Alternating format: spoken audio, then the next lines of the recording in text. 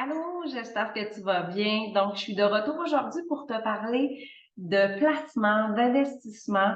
Donc, l'objectif est vraiment de te donner tout plein d'informations pour que tu puisses toi-même te faire une tête et voir quel produit peut-être que tu aimerais mettre en place ou peut-être que tu en as déjà et de voir est-ce que c'est le produit le plus optimal selon ta situation. Alors, je te partage à l'instant un petit diaporama. Alors, voilà, fait que si c'est la première capsule que tu écoutes, sache que dans les autres capsules, j'ai pris le temps de me présenter. Donc, qui je suis, Christine, conseillère en sécurité financière. J'ai fait aussi une petite sur les assurances, sur les produits financiers là, de notre vivant et les assurances vie. Et là, maintenant, je te parle un petit cours en un sur les placements et qu'est-ce qu'on peut réaliser avec les placements. Tu sais que j'aime parler d'objectifs, de rêves. Et alors, voici un peu de moi encore. Alors, en plein centre, on voit Paris. Pourquoi Paris? Parce que dans moins de 2 mois, je serai là-bas avec Simon. Alors oui, c'était un des objectifs d'aller visiter Paris. Je suis jamais mis les pieds en Europe. Alors, du 14 au 20, on part. J'ai vraiment, vraiment hâte. Je sais pas si je prendrai une photo avec la statue illuminée comme ça. Je pense pas que mon chum me prenne dans les bras comme ça, mais je voulais partager avec toi. J'ai la photo de la Jamaïque qu'on est allé cette année. Comme je dis, on voyage là, minimalement une fois par année. On est allé quand même aux États avec notre famille cet été. C'était vraiment plaisant. J'ai mon ponton, donc quand on voit là, la photo en haut à droite, on est sur le ponton et le coucher de soleil. Donc, c'est en avant de nous. C'est vraiment là mon petit paradis que j'ai. Vous voyez ma maison en hiver. Donc, en 2020, on a décidé de se bâtir ici sur le bord de l'eau. C'était chacun un rêve qu'on chérissait d'avoir une maison sur le bord de l'eau. Et durant la pandémie, on a trouvé notre terrain et tout c'est quand même arrivé une étape à la fois. C'était un projet qu'on avait mis peut-être sur 5 ans, mais finalement qui est arrivé quand même assez plus rapidement. Donc, on a construit la maison. À ce moment-là, j'avais ma fille et mon plus jeune qui était encore avec nous. Maintenant, il y a juste mon plus jeune. Mais on aime vraiment. Puis moi, ben, je travaille que de la maison, là, fait que très bien ici là, dans ma nouvelle maison. Après ça, ben, je vous ai mis en bas à droite la vue. Donc, la vue le matin, la vue quand le coucher de soleil se tombe, c'est 2 moments de la journée que je me dis toujours, t'as pas le choix d'être en gratitude. Je remercie le chemin que j'ai parcouru parce que ça n'a pas toujours été ça. Puis pour moi, un truc qui est ultra important, c'est oui, de voir plus grand, puis oui, de vouloir réaliser des trucs, mais tellement d'être en gratitude avec qu'est-ce que j'ai déjà, puis qu'est-ce le chemin parcouru, puis quand je dis qu'est-ce que j'ai déjà, c'est pas juste du matériel, mais mes enfants en santé, mon chum, la vie qu'on s'est bâtie ensemble, notre petit paradis, qu'on continue de faire des petits projets à la maison, mais tout ça ensemble, je remercie vraiment la vie. La photo, tout en bas à droite, j'étais en Vancouver cette année avec un voyage que la compagnie félicitait probablement là, les tops de la compagnie et on est allé à Vancouver. C'était magnifique. Puis je suis assise à Whistler, en haut de la montagne. Il fait vraiment chaud, mais les gens font encore du ski. Puis je voyais tout ça, puis je me disais, mais mon Dieu, tu sais, la vie est belle. Laissons profiter de la vie, puis de justement réaliser plein de trucs. Alors, parlons de placement. Et je... OK. Alors, les types de placements que vous allez probablement connaître, il y a le CELI, le SELI, le REER, les placements, souvent on les parle de non enregistrés, les régimes épargne-études et l'assurance vie avec un concept qu'on peut mettre en place. On commence avec le CELI, donc les 4 lettres veut dire compte d'épargne libre d'impôt. Donc, ça dépend, on a tous des maximums à respecter. Ça dépend de notre âge. Ça a été mis en place en 2009. Donc, si tu avais 18 ans en 2009, en 2023, tu peux avoir 88 000 d'espace. il manque un petit zéro, ça vient de me sauter en vue. Donc, 88 000 d'espace dans ton CELI. Mais tu sais, si par exemple, tu as eu 18 ans en 2022, donc cette année, tu as 19 ans. L'année passée, c'était 6 000 d'espace. Cette année, 6 500. Donc, tu aurais le droit d'avoir un 12 500 qui est cumulatif. J'aime dire que dans le fond, c'est l'espace que j'ai le droit. Donc, moi, j'ai le droit d'avoir 88 000. Par exemple, en 2023. Par exemple, je m'achèterais quelque chose, je prends un 50 000, je l'enlève. Donc, mon 88 000 est rendu à 38 000 parce que j'ai pris un 50 000. J'ai pas le droit en 2023 de remettre de l'argent parce que j'ai utilisé mon maximum pendant l'année fiscale. Donc, qu'est-ce que ça veut dire? C'est que j'attends l'année d'après, donc en 2024, en janvier, c'est comme un chronomètre. Le chronomètre recommence à zéro, l'espace redevient disponible, donc je peux remettre le 50 000 que j'ai pris et je vais avoir un nouvel espace qu'on va connaître là, au mois de novembre, probablement encore un 6 500 ou un 6 000 de disponible de plus. Donc, la limite va être augmentée à 94 600 par exemple ou à 94 000, on ne le sait pas encore. Mais à chaque début d'année, le compteur recommence à zéro, donc l'espace utilisé redevient disponible. Il faut faire attention que ce n'est pas un compte de transaction. Parce que si j'ai juste, par exemple, 6 000 d'espace, que je dépose à chaque semaine, je retire, je dépose, je vais venir à utiliser mon maximum. Donc, il faut faire attention. C'est pour ça que c'est important d'être accompagné dans tout ça. C'est l'investissement, dans le fond, que je mets là-dedans. Il y aura fiscalement parlant pas d'impact. Donc, ça vient pas descendre mon revenu. J'ai pas de retour d'impôt comme on dit souvent. Sauf que quand je vais le ressortir, il va être clair à moi. Fait que c'est de l'argent qui a déjà été imposé, mais le bénéfice, donc le rendement. Si j'ai 50 000, je suis rendu à 55 000. Donc, le 55 000, il est clair à moi. J'ai pas de l'impôt à payer sur le 5 000 de rendement que j'ai fait. C'est pour ça que c'est super intéressant. Le gouvernement a mis ça en place vraiment pour un petit peu contrer les fameux bas de laine qu'on peut avoir dans notre chambre à coucher. Souvent, nos grands-parents avaient des bas de laine, ils mettaient de l'argent, ils se serraient de l'argent dans leur commode. Donc, ce qu'on veut, c'est que l'économie roule. C'est pour ça qu'il a mis ça en place, parce que ça devient super intéressant. Donc, tous les retraits sont non imposables, le rendement est non imposable. Et fiscalement parlant, quand je dis fiscalement parlant, ça veut dire que ça ne vient pas influencer mon revenu.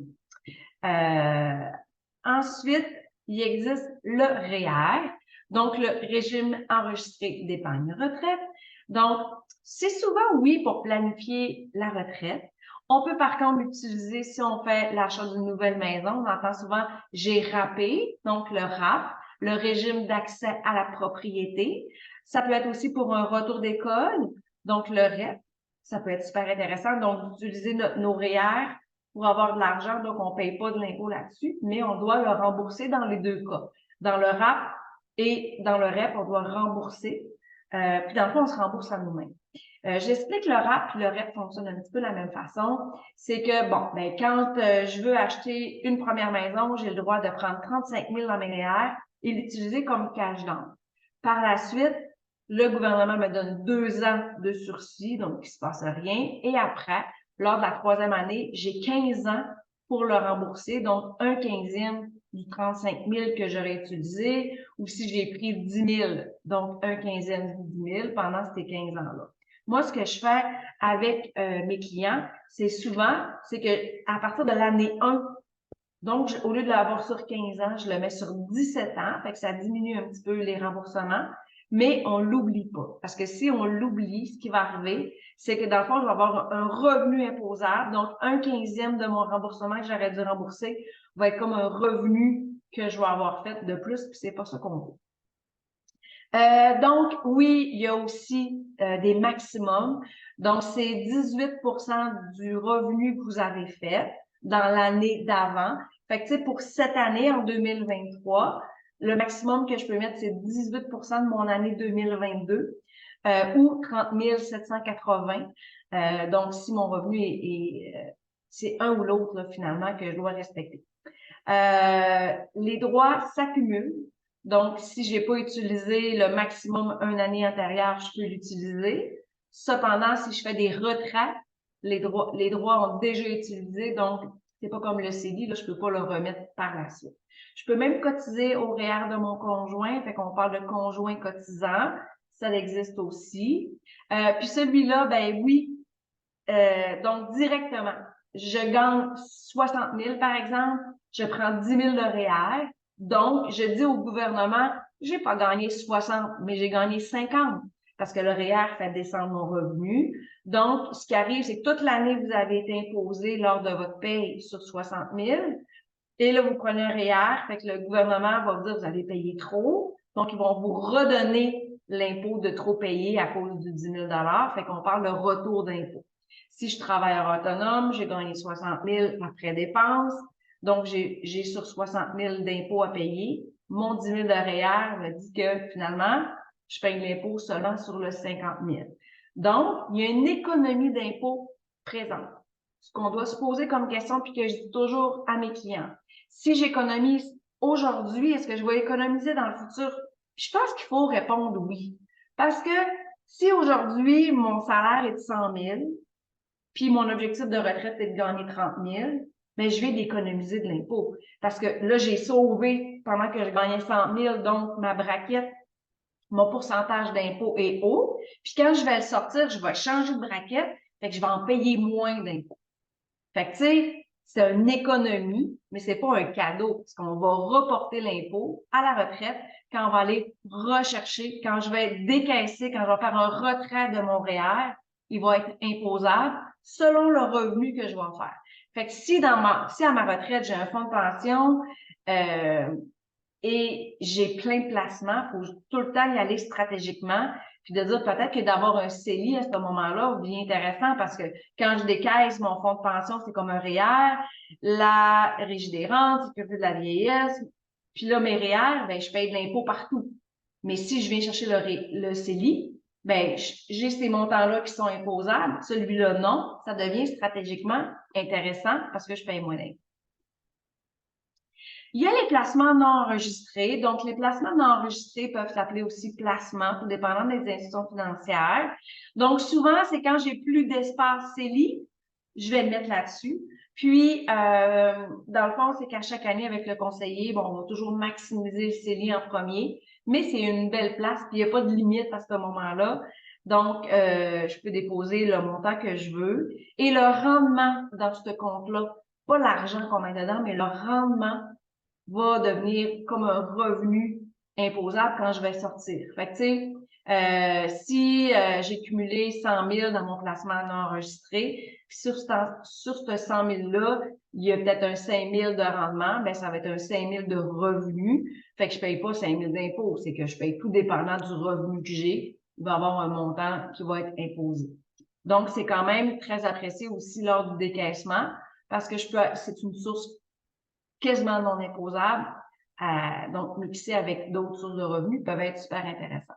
Le régime d'épargne études que vous devez connaître, donc c'est le gouvernement a mis ça en place, minimum 30 de rendement sur vos cotisations, super intéressant. Donc, on cotise jusqu'au temps que nos enfants aient le 17 ans en décembre. Après, ça s'arrête. On peut l'utiliser dans toute éducation postsecondaire, donc les DEP, cégep, université. C'est intéressant parce que, dans le fond, ce rendement supplémentaire-là que le gouvernement nous donne, on s'entend qu'on n'aura pas 30 puis ça peut aller jusqu'à 50 de rendement dans les marchés boursiers. Super intéressant. Quand on vient pour le sortir, puis tu sais, il faut bien comprendre que, dans le fond, l'argent que le parent met est non imposable, parce que c'est de l'argent qui a déjà été imposé et non imposable.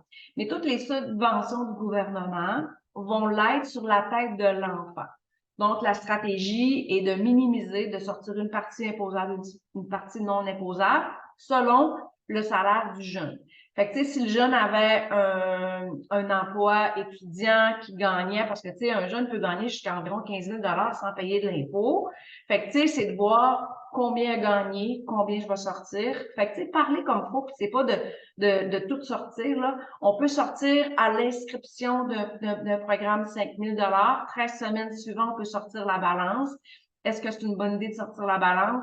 ben, reste juste à évaluer la situation de votre jeune. Mais ça peut être super intéressant. Puis, tu sais, à la suite, quand votre enfant va aux études, peut-être qu'il n'y a pas tout besoin, mais tu sais, vos cotisations appartiennent à l'enfant, appartiennent aux parents. Fait qu'on pourrait dire, ben, toutes les cotisations, je le mets dans un CELI ou dans un REER. Ça peut être intéressant à ce niveau-là. Il existe aussi, si vous avez écouté la capsule sur les produits d'assurance, c'est qu'on peut se servir des produits d'assurance pour venir investir. On est moins habitué, puis des fois, on est un peu plus frileux, je dirais, comme expression, mais c'est vraiment, quand je parle de mon placement alternatif, le premier, c'est d'utiliser c'est d'utiliser l'assurance vie pour investir pendant, par exemple, 20 ans, puis d'aller rechercher les valeurs de rachat de cette assurance-là, qui devient, avec un rendement super intéressant, non imposable parce qu'on utilise un produit d'assurance. Fait que le concept de base est que vu qu'on utilise un produit d'assurance, on va rechercher pendant un nombre d'années des produits non imposables qui devient intéressant. On peut aussi utiliser le concept TRA que j'en ai parlé. Donc, dans le fond, c'est que tout l'argent mis pour venir s'assurer pendant un certain nombre d'années, on va le rechercher à 100%. Et il y a aussi la protection maladie grave qu'on peut s'investir. Donc, on fait un effort financier. On vient justement protéger, que ce soit le CELI ou le REER. Donc, s'il nous arrive un petit pépin de santé, on n'a pas besoin d'aller chercher ces sommes-là et on retrouve 100% des sommes à la fin. Donc, je vous ai fait un peu, je parle souvent de mes pots de fleurs. Fait que, dans le fond, le REER, le CELI, le non-enregistré, un produit d'assurance, les régimes épargne-études, c'est un véhicule de placement. Un véhicule de placement, on va dire que c'est un pot de fleurs. Donc, chaque nom est un véhicule de placement différent, puis chacun a leur propriété différente.